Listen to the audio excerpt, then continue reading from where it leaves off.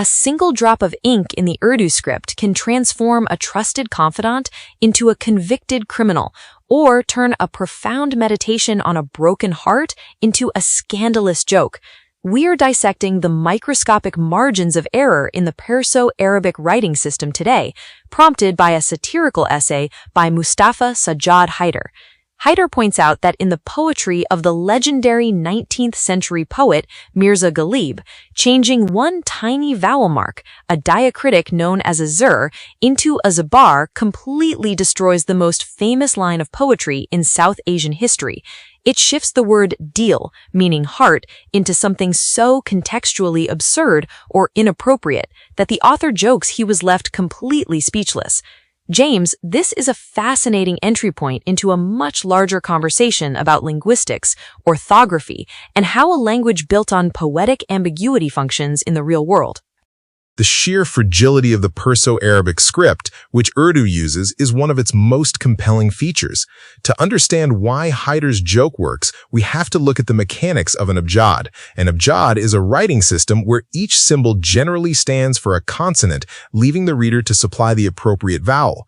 Urdu does have vowel marks called tashkil, which can be added above or below the letters to dictate the exact pronunciation. The mark below the letter, the zir, creates an I sound. The mark above, the zabar, creates an A sound. In everyday writing, native speakers almost entirely omit these marks. They rely on context to know which word is intended. But when you actively manipulate those invisible marks, as Haider suggests doing with Ghalib's poetry, you weaponize the language against itself.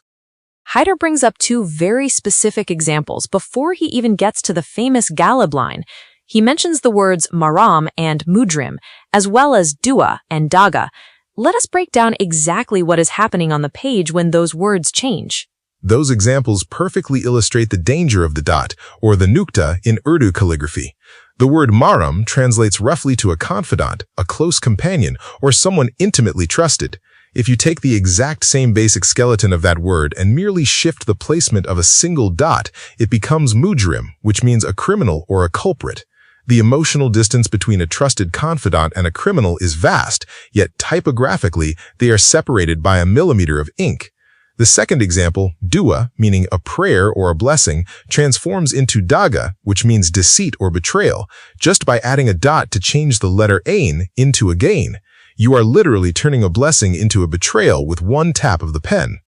That typographical proximity between opposites feels almost intentional, as if the script itself contains a philosophical warning about how easily trust becomes betrayal.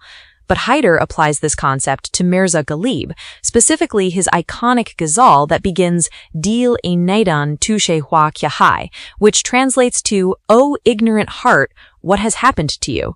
Ghalib is essentially the Shakespeare of the Urdu language. His status in South Asia is untouchable. What is the historical context of this specific poem, and why does tampering with it carry such a comedic punch?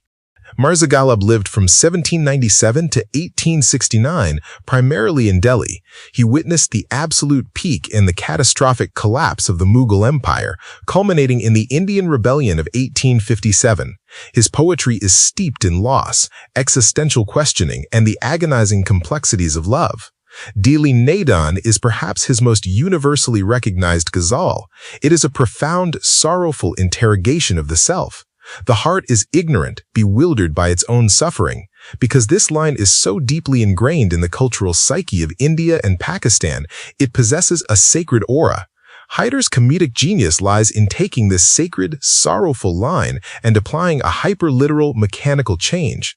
By moving the zir beneath the d in dil to the top, making it a zabar, the word becomes dal. Depending on the slang context, this shifts the profound heart into something either nonsensical, like a lentil, or culturally inappropriate. The sudden plunge from peak 19th century existentialism to juvenile phonetic vandalism is jarring. The juxtaposition is fascinating because it highlights a tension in how literature is consumed. Ghalib composed his work in a highly oral culture.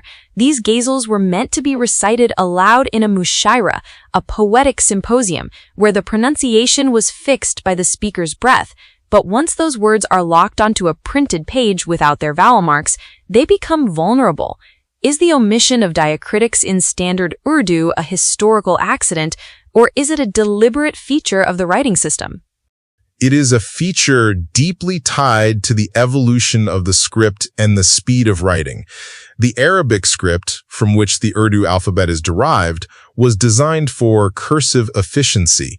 Adding diacritics requires the writer to constantly lift the pen and return to the word, which slows down the physical act of transcription. Historically, early Islamic texts, including the first written copies of the Quran, did not have diacritics.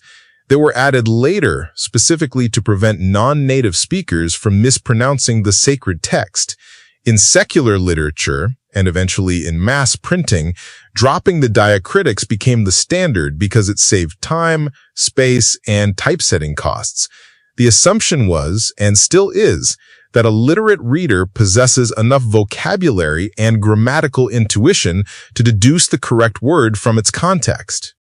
That reliance on context places a massive cognitive load on the reader. You cannot simply decode the sounds of the letters. You have to simultaneously comprehend the sentence to know what the letters are supposed to sound like. This seems like a breeding ground for ambiguity. How do modern linguists and educators view this aspect of the script? Does it hinder literacy rates? There is a robust debate around that exact issue. Educational researchers have pointed out that the Sajjad system presents a steep learning curve for children. A child learning to read English can sound out a new word letter by letter, even if they do not know what the word means. A child learning Urdu often cannot sound out a new word accurately unless the vowel marks are present, because the exact same string of consonants might yield 3 different words. Some contemporary linguists argue that bringing diacritics back into everyday printing, or at least into educational materials in digital spaces, would significantly accelerate literacy in South Asia. However, traditionalists argue that navigating the unmarked script builds a deeper, more holistic comprehension of the language. They view the reliance on context not as a bug, but as a sophisticated feature that trains the brain to read for meaning, rather than mere phonetics. We see a similar dynamic in English with words like red and red or lead and lead, but in Urdu, this phenomenon applies to a vast percentage of the vocabulary. Let us return to Mustafa Sajjad Haider's essay.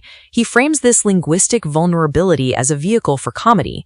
He says his mind started wandering, looking for new ways to tease things, moving away from the conventional teasing of women, which he notes often results in young men getting beaten with shoes, toward teasing the text itself. This personification of the text is striking. The phrasing is deeply cultural. The concept of چھیڑ, which translates loosely to teasing or playful harassment, is a common trope in South Asian street culture and romantic folklore. Haider elevates this mundane, often problematic street behavior into an intellectual exercise. He is essentially saying, instead of bothering people on the street, let us bother the classical literature. By moving that vowel mark, he is harassing Ghalib's masterpiece. The essay captures a specific type of South Asian literary humor, one that relies heavily on wordplay, double entendres, and the subversion of high culture. It demonstrates how deeply engaged regular readers can be with classical poetry. Ghalib is not locked away in an academic ivory tower. His words are malleable, living material that people still play with and deconstruct today. It also speaks to the intense visual nature of Urdu poetry. When you read Haider's account of changing the zir to a zabar, you are forced to visualize the physical architecture of the word on the page. The humor does not work if you only hear it spoken. It requires the mental image of the script. How has the transition to digital communication and the internet affected this visual relationship with the Urdu language? The digital age has completely fractured the traditional relationship with the script. When mobile phones and the internet first became widespread in Pakistan and India, Urdu keyboards were clunky or unavailable.